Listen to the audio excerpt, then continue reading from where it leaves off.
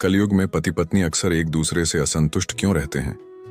कई बार वे पराई स्त्री या पुरुष की ओर आकर्षित होकर अनुचित संबंध तक बना लेते हैं। इस रहस्य को जानने की जिज्ञासा माता लक्ष्मी को हुई।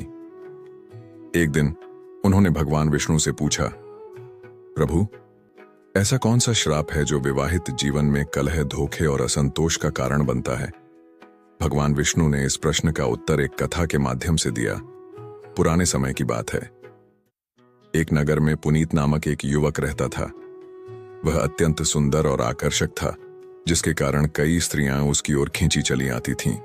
विवाह के बाद उसकी पत्नी नैन्सी उसे बहुत प्रेम करती थी और दोनों का दांपत्य जीवन सुखमय चल रहा था।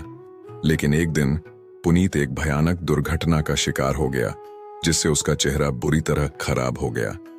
इस घटना के बाद उसका आत्मविश्वास डगमगा गया और वह अपनी पत्नी से धीरे धीरे दूर होने लगा।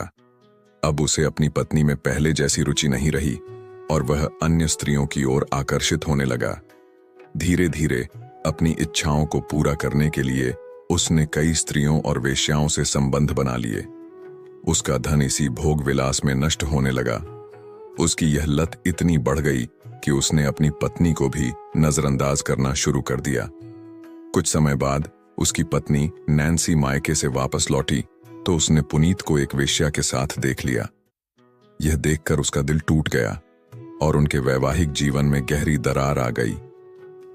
भगवान विष्णु ने इस कथा के माध्यम से माता लक्ष्मी को समझाया, जब व्यक्ति अपनी इच्छाओं पर नियंत्रण नहीं रखता और वासना के अधीन हो जाता है तो उसका जीवन दुख, असंतोष और बर्बादी से भर जाता है।